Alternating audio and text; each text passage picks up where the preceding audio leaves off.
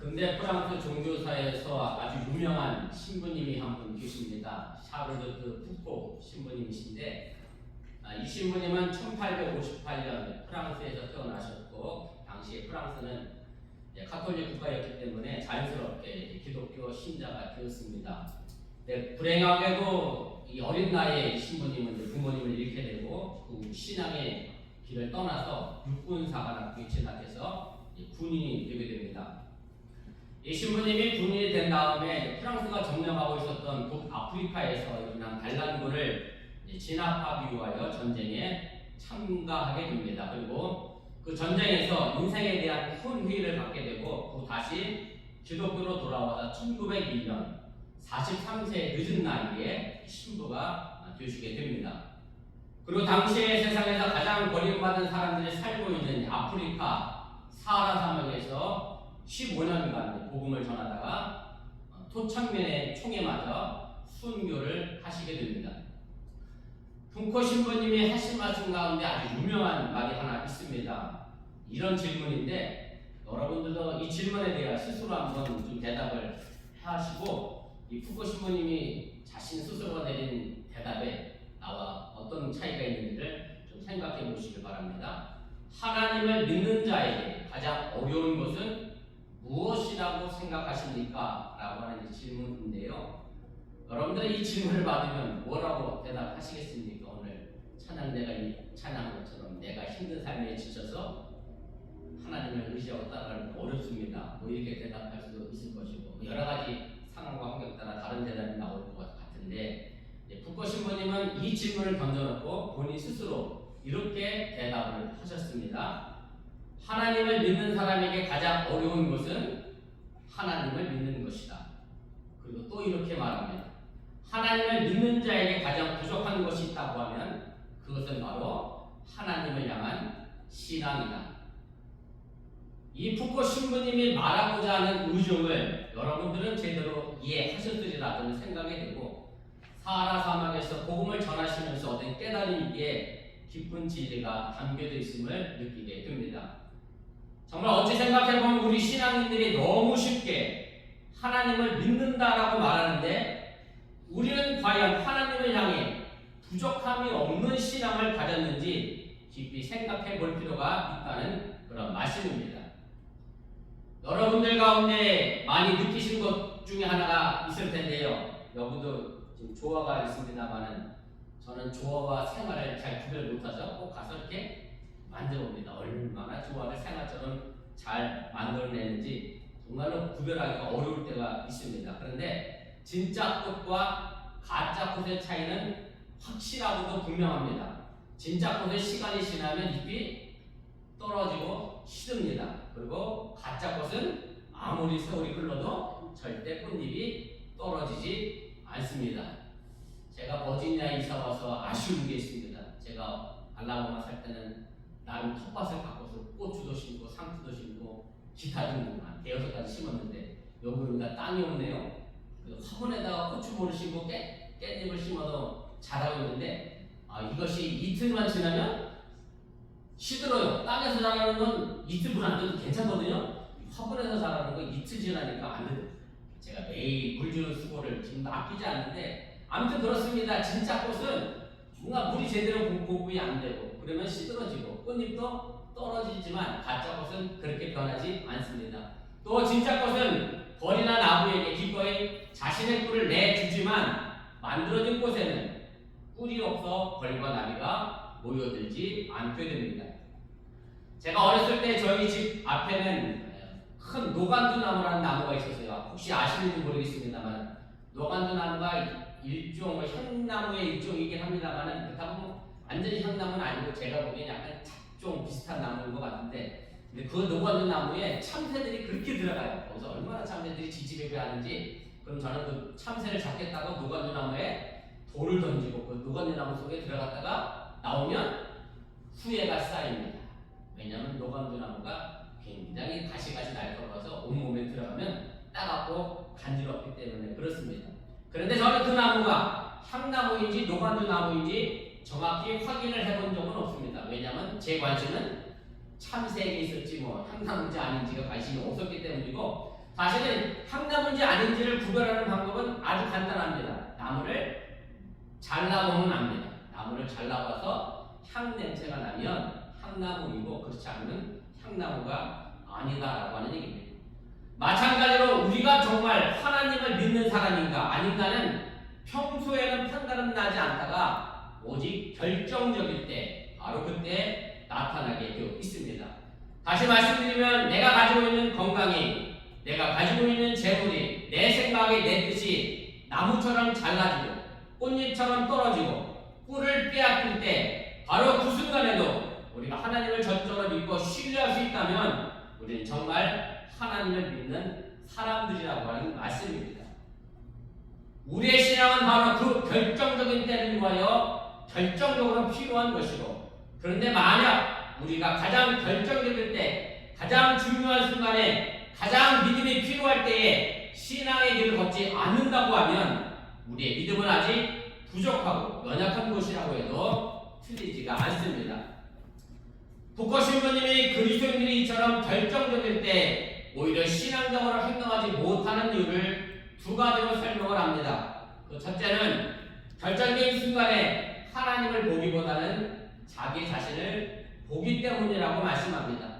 둘째는 하나님보다 내 눈앞에 펼쳐진 상황을 더 크게 보기 때문이라고 그렇게 설명을 합니다. 참으로 옳은 말이라고 생각이 됩니다. 결정적인 순간에 하나님을 보지 못하고 나를 들여다보면 한심한 인간의 모습만이 보일 것이고 결국은 신앙적인 선택을 하는 것이 아니라 인간적인 선택을 할 수밖에 없다는 그런 말씀입니다. 그리고 눈앞에 펼쳐진 상황을 더 크게 보면 내가 세상에서 제일 불쌍하고 불행하고 비참하고 나 혼자 세상에서 제일 무거운 짐을 지고 있는 사람이라는 생각에 빠져서 절망할 수밖에 없다는 그런 말씀이기도 합니다. 오늘 본문에 보면 예수님을 따랐던 두 제자의 모습이 등장합니다. 가장 결정적일 때 이 두 제자가 어떤 선택을 했는지 살펴보면서 나는 과연 어떤 제자인지, 그리고 결정적인 순간에 나는 어떤 길을 선택할 것인지 생각해보면서 함께 은혜 나누길 원합니다. 첫째로 생각할 것은 결정적인 순간에 실패한 베드로의 모습입니다. 오늘 본문 내용에 보면 예수님의 수제자라고 자처했던 베드로가 예수님을 세 번이나 모른다고 부인하는 내용의 첫 장면입니다. 베드로는 예수님이 잡히시기 전에 예수님께 대한 무한 신뢰를 가지고 있었고 큰 소리치며 절대로 내가 예수를 버리지 않겠다라고 장담했던 그런 사람입니다. 베드로의 이 장담은 마태, 마가, 누가, 요한 다 복음서 모두에 기록되어 있습니다. 마태복음 26장 33절이죠. 베드로가 대답하여 이르되 모두 주를 버릴지라도 나는 결코 버리지 않겠나이다. 마가복음 14장 31절 베드로가 힘있게 말하되 내가 주와 함께 죽을지언정 주를 부인하지 않겠나이다. 누가복음 22장 33절 그가 말하되 주여 내가 주와 함께 오게도 죽는데도 가기를 각오하였나이다. 요한복음 13장 37절 베드로가 이르되 주여 내가 지금은 어찌하여 따라갈 수 없나이까 주를 위하여 내 목숨을 버리겠나이다. 정말로 예수님을 위하여 목숨을 버리겠다.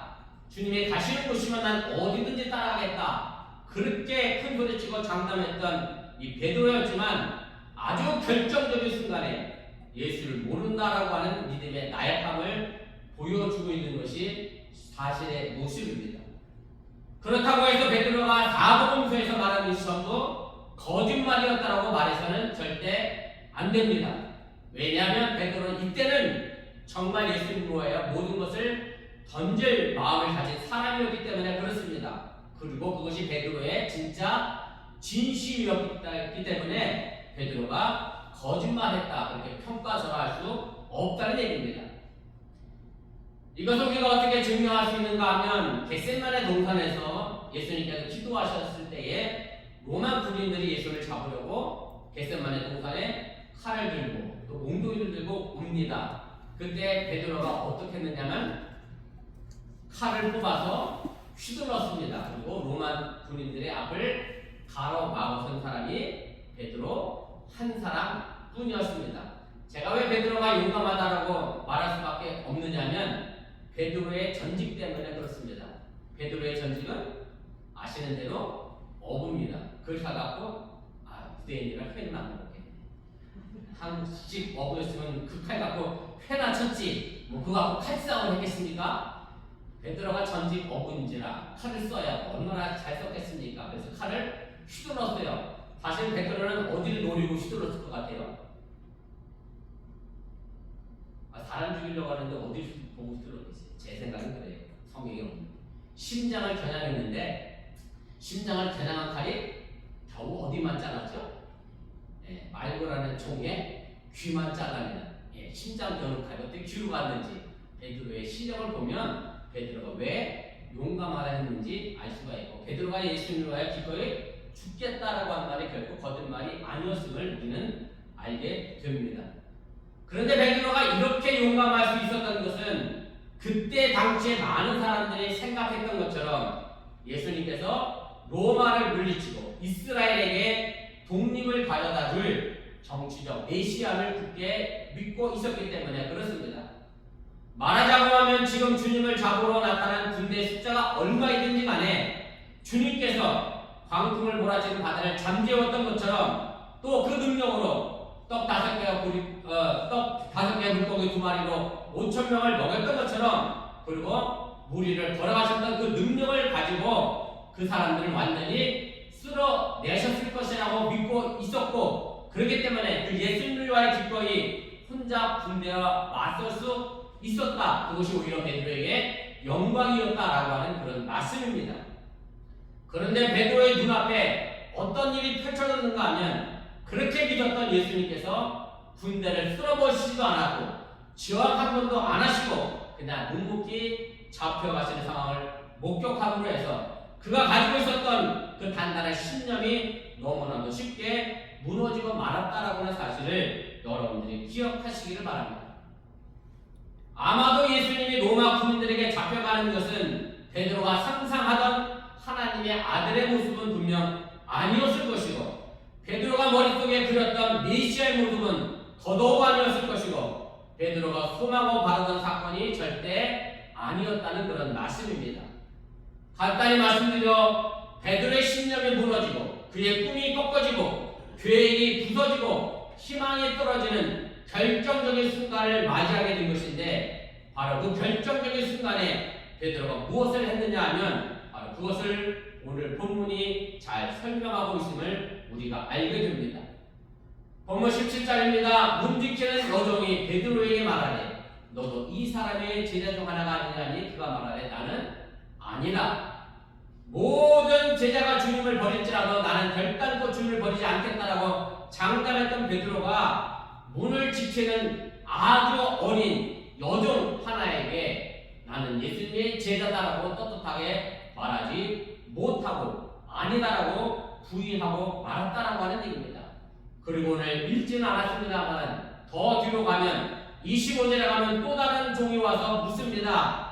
그러자 또 여전히 나는 아니다라고 대답을 하게 되고 26절에 가면 대제사장의 종 하나가 귀를 잘린 말고의 치척인 사람이 와서 또 묻습니다. 내가 예수님과 겟세마네 동산에 있는 걸 내가 봤다. 그렇게 이야기하게 됩니다.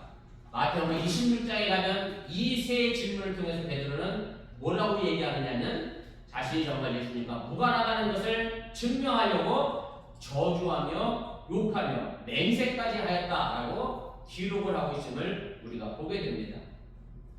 아무리 절박하더라도 하지 말아야 될 행동은 분명 있습니다. 사람이 사람으로서 포기할 수 없는 그런 순간들이 있다라고 하는 얘기입니다. 제가 가끔 자주 하는 말이 있습니다. 목사 되기 전에 뭐가 되라? 어떻게 하셨어요 우리 목사님? 목사 되기 전에 인간부터 되라. 죄송합니다.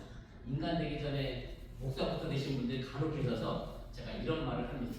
사실은 인간이 먼저 된 다음에 목사가 돼야 되는데 참 그게 뒤바뀌어질 때가 너무나 많고요. 사실 신앙인들은 마찬가지입니다. 사람이 잘 된 사람이 신앙을 가지면 정말 좋은 분이 되는데 그렇지 못한 분이 신앙 갖고 사람이 안 바뀌면 아주 못된 신앙인이 될 수밖에 없다라고 하는 얘기예요. 그래서 우리가 사람으로서 하지 말아야 될 행동은 분명 있다라고 하는 얘기입니다. 매 순간마다 우리의 마음과 시선을 하나님께 고정시키는 훈련을 하지 않으면 우리는 가장 결정적인 순간에 정말 추한 사람으로 변할 수밖에 없다는 사실을 여러분들이 기억하시기를 바랍니다. 예수님이 우리를 향하여 세상의 소금과 빛이 되라고 하셨는데 그 사명을 온전히 감당하지 못할 뿐만 아니라 하지 말아야 될 행동도 할 수 있는 추한 사람으로 변할 수 있다는 것이 바로 베드로를 통하여 우리는 충분히 알 수 있음을 여러분들이 깨달으시기를 바랍니다. 그렇게 대단했던 베드로도 결정적인 순간에 믿음이 없어지지 예수를 모른다 부인했다라고 하는 얘기입니다. 그런데 오늘 본문 속에 보면 베드로 말고 또 다른 한 명의 제자가 등장을 합니다. 보면 15절이죠. 시몬 베드로와 또 다른 제자 한 사람이 예수를 따르니, 이 말씀을 보면 대제사장의 집으로 끌려가는 예수님을 베드로만 따라가는 게 아니라 또 다른 제자 한 명이 베드로와 함께 예수님을 따라갔다는 그런 말씀입니다. 그런데 사실은 이 제자의 모습은 오직 요한복음에만 등장합니다. 마태, 마가, 누가복음에는 베드로만 예수님을 따라가는 것으로 기록되어져 있습니다. 그래서 많은 신학자들이 이 제자가 바로 요한복음을 기록한 요한이 아닐까 그렇게 추측하고 생각을 하게 합니다. 이 제자에 관한 내용은 이곳 말고 다른 4곳에도 등장하는데 요한복음에 나타나는 다른 제자 혹은 사랑하는 제자는 어떻게 보면 예수님의 수제자였던 베드로보다 더 예수님의 사랑을 받은 것으로 그렇게 기록되어 있음을 발견하게 됩니다. 그 첫째가 마가의 다락방 만찬에서 예수님의 품에 안긴 모습으로 등장합니다. 요한복음 13장 23절입니다. 예수의 제자 중 하나가 곧 그 사랑하시는 자가 예수의 품에 의지하여 누웠는지라. 이 본문의 말씀을 보면 예수님의 최후의 만찬에서 예수님과 가장 가까이 예수님 품에 의지하여 누웠던 제자는 베드로가 아니라 누구였어요? 그 사랑하는 제자였음을 알게 됩니다. 두 번째는 예수님의 십자가 아래 머물러 있던 예수님의 어머니를 마리아를 그 제자에게 부탁을 합니다. 요한복음 19장 26절이죠. 예수께서 자기의 어머니와 사랑하시는 제자가 곁에 서 있는 것을 보시고 자기 어머니께 말하되 여자여 오소서 아들이니이다. 예수님의 십자가 처형 현장에 베드로는 도망가서 보이지 않았는데 사랑하는 제자는 예수님의 처형 십자가 그 사건 아래에 있었고 예수님의 어머니 마리아와 함께 예수님의 임종을 지켜보고 있었고 그 자리에서 예수님은 자신의 어머니를 그 사랑하는 제자에게 맡기면서 사랑하는 제자로 하여금 예수님을 대신해서 어머니 마리아를 모시도록 그렇게 기록하고 있음을 보게 됩니다. 세 번째는 예수님이 부활하신 새벽에 베드로와 함께 무덤으로 달려간 제자로 등장합니다. 요한복음 20장 4절입니다. 둘이 같이 다른 일 하더니 그 다른 제자가 베드로보다 더 빨리 가서 먼저 무덤에 이르러 예수님께서 부활하신 날 새벽에 무덤이 비었다는 소식을 듣고 베드로와 그 사랑하는 제자가 함께 무덤을 향해 달려갔는데 누가 더 빨리 뛰었어요? 베드로보다 그 사랑하는 제자가 더 빨리 뛰어서 예수님의 빈 무덤에 도착을 했다 그렇게 기록합니다. 네 번째는 갈릴리 바닷가에서 베드로와 다른 제자를 만나 위로하시는 과정에 이 사랑하는 제자가 등장합니다. 요한복음 21장 7절입니다. 예수께서 사랑하시는 그 제자가 베드로에게 이르되 주님이시라 하니 시몬 베드로가 벗고 있다가 주님이라는 말을 듣고 겉옷을 두른 후에 바다로 뛰어 내리더라. 예수님이 디베라 바다에서 고기잡이하는 제자들에게 나타나셨을 때 모든 제자들이 예수님인지를 알아보지 못했는데 누가 알아봤어요? 그 사랑하는 제자가 알아보고 말하니까 그때서야 베드로도 예수님인 줄 알고 벗었던 옷을 입고 배에서 뛰어내렸다라고 얘기하면서 베드로보다 그 사랑하는 제자의 영적 통찰력과 주도권이 강조되고 있음을 우리가 보게 됩니다. 그리고 오늘 본문에도 이것이 그대로 나타납니다. 오늘 16절이죠. 베드로는 문 밖에 서 있는지라 대제사장을 아는 그 다른 제자가 나가서 문 지키는 여자에게 말하여 베드로를 데리고 들어오니 이 제자는 평소에 누구랑 친분이 있었던 사람이야? 대제사장과 말 그대로 힘이 있고 빽이 있었던 사람이고 베드로는 들어오지도 못하고 문 밖에 기다리고 있는데 이 사람은 오늘 들어가서 수다수다하고 베드로를 여성으로 하여금 안으로 들어오게 했다. 그만큼 힘이 있는 제자였다라고 오늘 본문에도 기록을 하게 됩니다. 이런 일련의 요한복음서의 진술을 보면 요한복음서의 신앙 공동체는 베드로보다는 요한이 더 예수님과 가까이 함께 지내는 것으로 표현하고 있고 요한에게 더 영적 통찰력과 주도권이 있음을 나타내고자 했던 것이 아닌가 그렇게 합리적인 의심을 하게 합니다. 그런데 제가 이 말씀을 준비하면서 한 걸음 더 나가 그럼 도대체 이 사랑하는 제자 또 다른 제자를 베드로보다 더 나은 제자로 묘사하고 있는 이유가 무엇일까를 생각을 해봤습니다. 신학적 입장이라기보단 제 개인적인 생각인데 꼭 틀린 것도 아닐 거라 그런 생각을 합니다. 간단히 말씀드리면 지금 우리가 읽은 본문은 무슨 복음서예요? 네, 요한복음서니 누가 돋보여야 돼? 당연히 요한이 돋보여야 되겠죠. 당연한 일이라 저는 생각이 듭니다. 아주 지극한 이야기라고 생각이 듭니다. 그래서 나온 말이 하나 있습니다. 내가 복음이 있습니다. 내가 복음이라는 걸 들어보셨나요? 못 들어보셨나요? 들어보셨죠? 지금도 쓰고 계신가요? 내가 복음서는 뭐냐면 누가 주인공이에요? 내가 주인공입니다. 성경도 누구 마음대로? 내 마음대로. 하나님의 뜻도 내 마음대로 해석하고 쓰는 사람이 내가 복음서의 주인공인데 에이 누가 설마 그러겠어 라고 하지만 실제로 너무나 많은 신앙인들이 내가 복음대로 살아가고 있다는 그런 말씀입니다.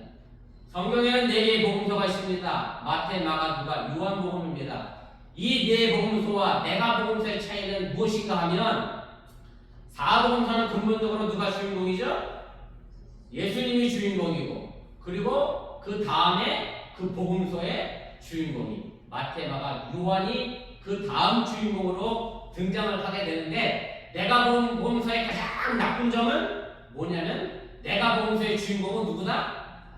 나다. 예수님은 존재하지 않고 내가 복음서의 주인이고 내가 신앙생활 하다 보니 내가 원하는 대로 예수님이 내 뜻에 맞춰주세요라고 예수님께 요구하는 신앙생활이 내가 복음서의 신앙의 모습이라고 하는 얘기입니다. 제가 어렸을 때 봤던 영화가 있습니다. 우리 김성도 목사님도 보셨을 것 같은데 낮은 대로 임하소서라는 영화입니다. 이 영화가 실화를 소재로 만든 것이고 종교 영화이긴 한데 이게 대종상까지 수상을 했습니다. 강신성일 이 주인공으로 나왔던 분이고 이 영화의 주인공 저기 보시는 대로 안요한 목사님이 주인공이십니다. 하필 안씨야. 아버지가 안씨였는데 이름은 요한으로 썼어요. 근데 이 영화를 보면 부모님이 가난한 대척교회 목사였기 때문에 안요한에게 원수는 항상 누구였느냐면 하나님의 원수였어요.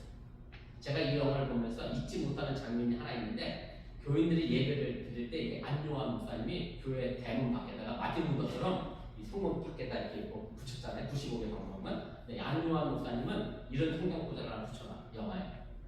하나님은 계시지 않느니라. 어디에? 안요한 복음서 1장 1절.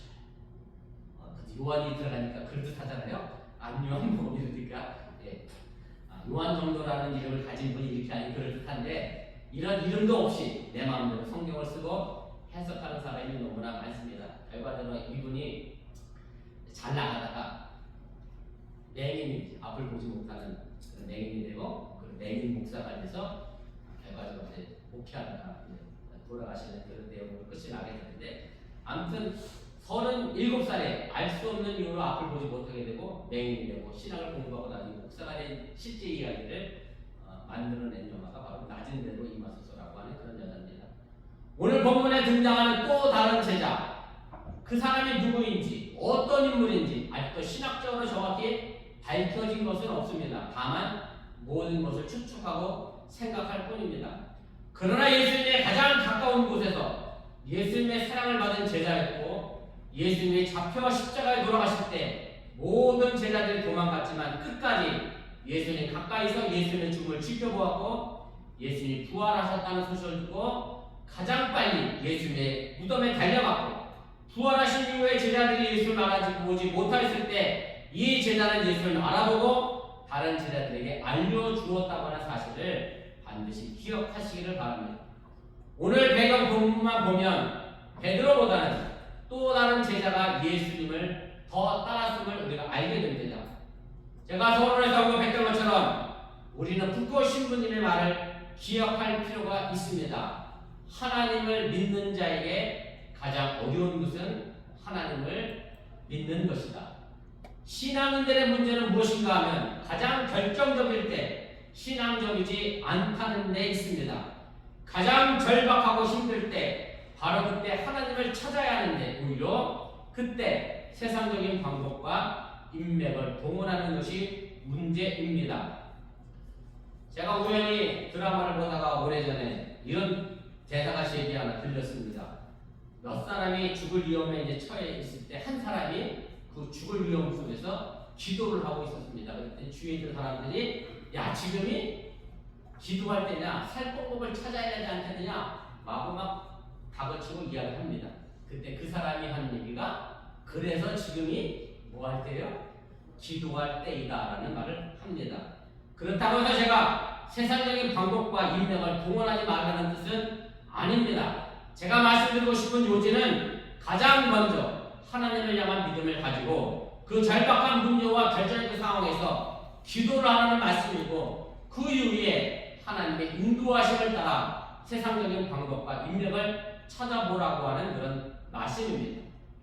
요한복음에 보면 사도라는 개념보다는 제자라는 개념을 더욱 중요하게 여김을 알게 됩니다.